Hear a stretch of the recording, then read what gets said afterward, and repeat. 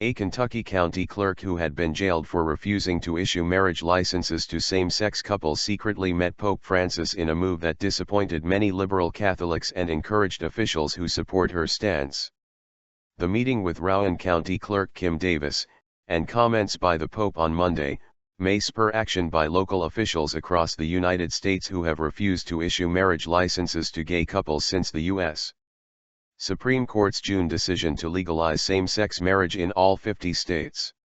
Matt Staver, an attorney for Davis and founder of Liberty Counsel, a law firm that champions conservative Christian causes, told Reuters the meeting was not about sending a message to other clerks or judges who have been unwilling to issue marriage licenses for same-sex couples. It was really a meeting between the Pope and Kim Davis and her husband Joe to encourage her, he said.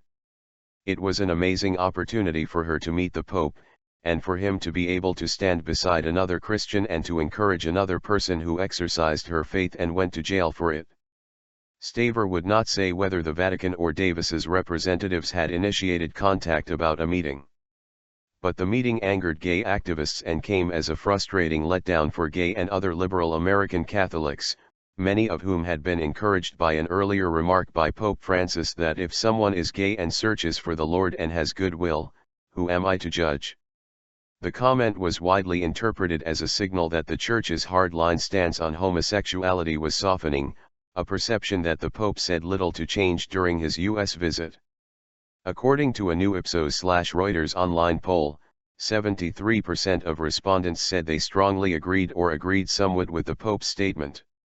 The news that Pope Francis met privately with Kim Davis throws a wet blanket on the goodwill that the pontiff had garnered during his U.S. visit, Francis DeBernardo, executive director of gay and lesbian Catholic advocacy group New Ways Ministry, said in an emailed statement. Pope Francis needs to state clearly where he stands in regard to the inclusion of LGBT people in the Church and society. Still, Pope Francis is enjoying strong approval ratings from Americans of all political stripes, according to the poll, conducted September 21 to 28, before the meeting with Davis was disclosed. Some 60% said they had a favorable opinion of the pontiff while only 10% viewed him unfavorably. One respondent, 67-year-old Catholic Judy Fitzpatrick, said the meeting did not change her favorable opinion about the Pope, even though she thinks Davis should step down as county clerk if she can't abide by the law. Anytime you get people talking and meeting and listening, even if they don't agree, as long as there is a dialogue, I think we are better as a nation, said Fitzpatrick, who describes herself as moderate Republican. Davis and her husband met the Pope on Thursday during the Washington leg of his U.S. visit, she and her lawyer said. The Vatican confirmed the meeting. Davis could not be reached for comment. He told me before he left. Stay strong. That was a great encouragement, Davis told ABC, saying that her meeting with Pope Francis kind of validates everything. As the Pope returned from his 10-day trip to the United States and Cuba on Monday, he said government officials had a human right to refuse to discharge a duty if they felt it violated their conscience. In Texas, Alabama, and elsewhere a number of clerks and judges have stated their opposition to gay marriage and have mounted roadblocks to such unions.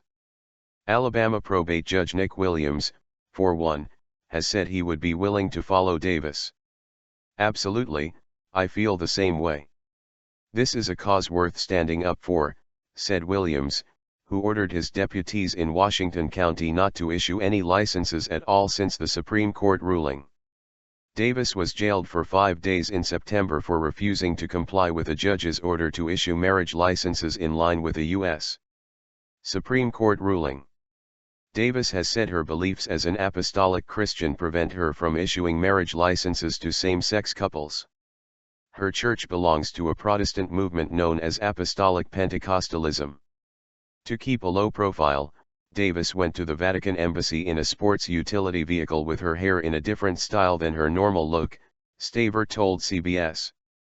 While conservative Christians, including some Republican presidential candidates, have said Davis is standing up for religious freedom, the American Civil Liberties Union has argued she has a responsibility as an official to issue the licenses, regardless of her views. The ACLU went to court to ensure same-sex couples can obtain marriage licenses in Rowan County. In papers filed on September 21, it asked the judge hearing the case to require Davis to stop making alterations to the licenses, such as removing any reference to the county clerk's office. Plaintiffs who have sued Davis in federal court indicated the Pope's meeting has no legal effect. The Pope is not an American citizen, and he is not a member of our government. He is entitled to meet with whoever he likes and have any opinion he wants to have, Joe Dunman, an attorney representing plaintiff couples suing Davis, said in a statement.